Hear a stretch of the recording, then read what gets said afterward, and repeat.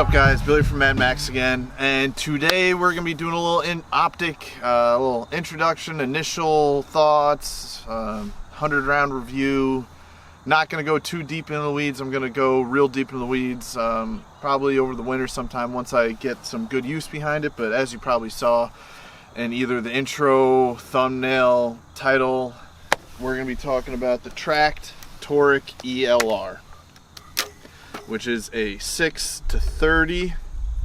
Oh, I'm sorry. It is a 4.5 to 30 by 56. But before we dive into that, make sure you check me out on Instagram. If you follow me on Instagram, you probably would have seen this already.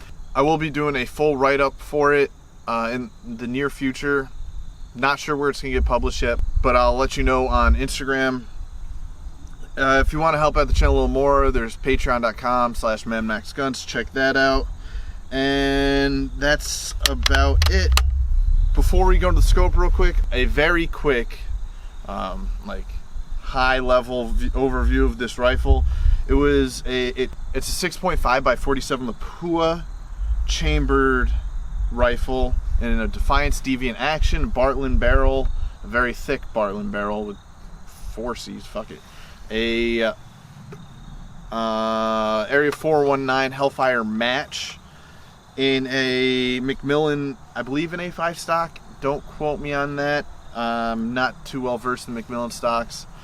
Got an Area 419 Arcalock rail underneath here, MDT Skypod light, jewel trigger.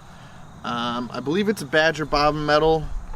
And what's nice about these actions, they take double stack mags. This rifle was built by Bill Marr at 782 Custom Gunworks. Rifleshooter.com is what he's most well known for. But great guy, good friend, mentor of mine. I will put the article that is about this gun down in the description below. But if you have any more questions about this, or if you would like a full video on it, let me know in the comments. If I haven't said already, make sure you subscribe if you're not. I'm almost at 10,000 subs. Once we hit there, hopefully I'll be doing a merch drop, some sort of giveaway, stuff like that. But yeah, moving forward. So if you don't know anything about Tract, they're a direct-to-consumer optic company.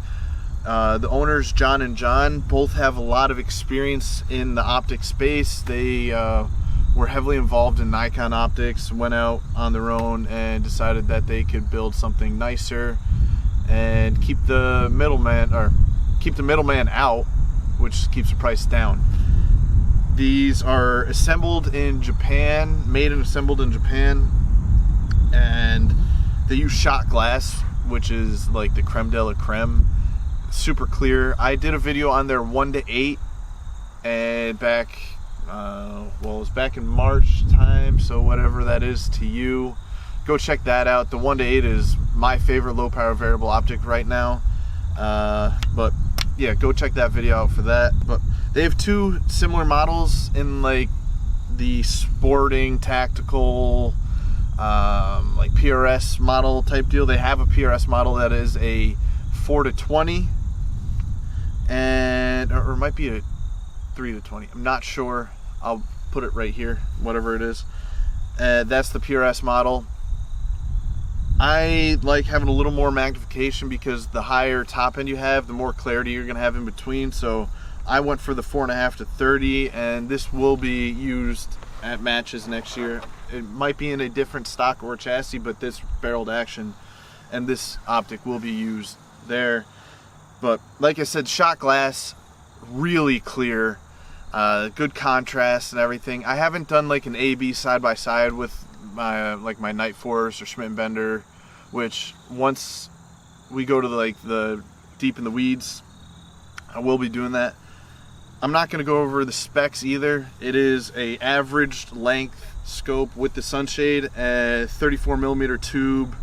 It seems pretty light, but it's stout, it's strong. If you want to see the actual specs rundown, I'll put the link to it in the description below, but that's not my thing really. These turrets, they're locking, which is really nice, but I'll dive a little deeper than that in a second. The very tactile, audible clicks. You know you're making a click. They're not mushy at all. The lines do match up perfectly, which is nice. A lot of scopes don't, but so you can hear that. And then you got this very distinct zero stop, which that is one of my favorite things about the construction of this optic. It's unique to this scope, I believe, but you set your zero and then you just set this little clip in there and then tighten it down, and it's very distinct. There's no getting to the end in a little mush, and it's pretty easy to set. But this is the MRAD version. The reticle in this is very nice. It's a Christmas tree, but it's not like an over convoluted Christmas tree like some of the like more military style ones, the H59s, Tremor 3s and all that. This is proprietary to them. I will throw a picture up there for you. I love this reticle. It's very similar to that, to the Vortex Razor Gen 3, which is what I use this season. But either way, very nice reticle.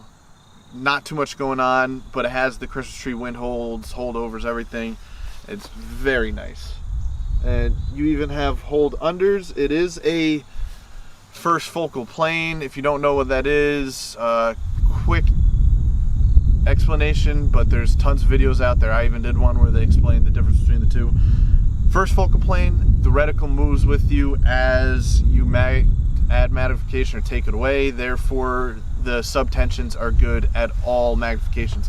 Second focal plane, the subtensions are only good at max magnification unless otherwise noted, but typically speaking, max magnification is where the subtensions are actually lined up. No need to do math in your head with the first focal plane, and with high magnification scopes, I think that is the only way to go. This does have illumination, but as you can see, very bright sunny day out today. It's not really daylight bright, which for these optics, there's no reason for it to be. It's for low light stuff, which makes perfect sense. I haven't really used illumination since my first long range class where we did like a twilight shoot, but it's there if you need it. I don't really care for it. I shouldn't say I don't care for it. It's not a must-have for me. A lot of people I hear, they are like live and die by having illumination on there. I tend to not buy it because it makes the scopes typically a little bit less expensive, but this one comes with it. The parallax is very nice, smooth, but not too loose, but it's not too tight like you'll catch on a lot of them. It goes from 25 to infinity, and in order it goes 25, 50, 75, 100, 150, 200, 300, 500, 800, infinity. I've used this between 100 and 1100 yards, and it's always easy to find the parallax. It's pretty forgiving in the middle ranges, out to infinity. Obviously for out past 1,000 it's nice. For the price, I believe it's in the $1,500 range. This smokes everything in that category for me. This really competes in the $1,800 to $2,200 range for me. The Mark 5s, ATACers, I think this competes nicely with the 5 to 25s. I did a review for Target Tamers a while back in the Maven. I think this does everything the Maven does, the Maven 6 or 5 to 30 does, but better. The turrets, the construction just feels better in general. But this isn't about that. I just figured I'd compare the two since they are both directed to the consumer. I do like this more than the Maven for sure. But that's my high-level overview of this. We're going to do a little deeper into the weeds as I get more shooting on it. Like I said, a couple hundred rounds through it maybe. I put about 40 through it today doing a little load development on this. That's why I figured it'd be a good time to do this early review. But check them out. They have great hunting scopes. They got rimfire scopes. Oh, speaking of rimfire, this would suit you very well for like NRL rimfire or any rimfire matches, which I might try next year. I always thought rimfire matches was kind of whack, but everyone I talk to that does it likes them more than centerfire matches, so we'll see. But this I feel like would sit home nicely on a rimfire. Oh, The one complaint I do have, which is just me, might not matter to you. When unlocking, this turret comes out very far. It's pretty high up. If for whatever reason you're shooting a match and the obstacle, it doesn't allow you to stick it through. I haven't run into anything where that would happen yet, but I do like my my vortex and my loophole are both pretty low profile. That is my only complaint. It'd probably be a good fix if they thought that that was an issue, but that's just me. And that's like a subjective opinion, obviously. But other than that, it gets 2 thumbs up right out the rip. It's sitting in spur rings at the moment. I might switch it up and put it in an MDT mount.